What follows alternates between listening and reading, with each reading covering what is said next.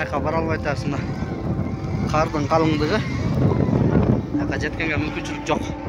Жалал-Абад облусунда 4 жаран кар көчкү астында калды. Издөөгө алынган кишилердин бирөөсү кыргызстандык, калгандары Кытай жарандары. Аба ырайынын кескен өзгөрүүсүнөн улам кечээ түндүк-түштүк альтернативдүү жолунун Казарман Жалал-Абад тилкесинде кар көчкү түшүп, 3 жумушчуну басып калган. Алар China Road компаниясынын жумушчулары туннелден Казарманды карай жолду тазалап жатышкан.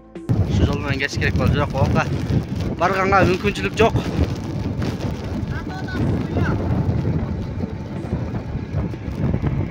Жок, багырчы көзү тыгылып, өзү 5 метрле анан жылып атат. Кар көчкү туннелдин түштүк тарабында да орун алды. Табият кырсыгынан пикап унаасы кар астында калган. Дагы бир пикап унаасын жана бир вагонду көчкү сайга сүрүп кеткен. Натыйжада 3 адам жабыркап, 1 адам дайынсыз болууда. Көчкүдөн жабыркаган жумушчулар Сузактын октябрь айылындагы ооруканага жеткирилген. 2 кыргыз жараны дарыгерлердин көзөмөлүнөн өтүп үйлөрүнө жөнөтүлгөн. Ал эми Кытай жараны дарылануусун улантууда. Кытай Республикасынын жараны өзүнүн акыбалы орточо. Бетинде сыйрылган жерлер бар.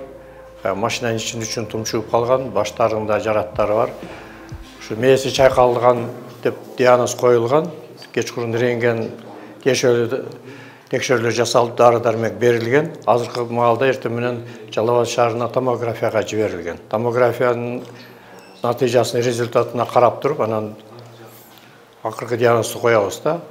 Кечээ издөө, куткаруу жана тазалоо иш-чаралары жүргүзүлгөн. Бирок аба ырайына байланыштуу жана кайрадан кар көчкү түшкөндүктөн иш-чаралар убактылуу токтотулган. Өзгөчө кырдаалды жеринен тактоого облустук башкармалыктын башчысы Абдулнасир Закиров да барган. Жалпы 30дай куткаруучу China Road ишканасынан 3 жүктөгүч, 1 экскаватор жана 30 кызматкер тартылган. Эртең менен баштап жетекчи ошол жерде туннелдин оозунда ошо кытайлардын China Road ошо ишканасынын мекемесинде ошол жерде калган. Кечинде эртең менен таң атары менен ошол жетекчилик курам тапшырмаларын алышып, бүгүнкү күндө 9 тороо тараптан жарандык коргонуу кызматтарынын, ошондой эле Макмал алтын комбинатынын кызматкерлеринин ошол 4 техника ал жактан сүрүп келип, бүгүн жолду ачуу иштерин жүргүзүп келишүүдө. Андан сырткары бул жактан ошо China Road ишканасынын 4 техникасы бул тараптан, Жалал-Абад тараптан жолду ачып, ошол кар көчкү катталган, кырсык катталган жерлерге жетүү максатында жолду сүрүп, ачып иштер жүрүп. Бүгүн облус башчысы түндүк-түштүк альтернативдик жолунун Сузак районундагы 349-чакырымына барды. Бирок аба ырайынын катаалдыгы жана жолдогу кардын көлөмүнүн көптүгүнөн көчкү катталган аймакка чейин жетүүгө мүмкүнчүлүк болгон жок. Өкүл издөө, куткаруу жумуштары жүрүп, облустук башкармалыктын кызматкерлери бардык керектүү техникалар тартылганын билдирди. 4 жерден көчкү түшүп, ошол туннелдин алдындагы бир ошол вагонду, анан 2 пикап машинасын баскан экен. Анын ичинде бир пикаптагы жарандарыбыз куткарылып, больницада абалдары жакшы бүгүнкү күндө. Бирок бир Кытай жараны ушу көчкүнүн астында калган экен. Азыр ошол компания жумушчулары тарабынан изилдөө иштери жүрүп атат.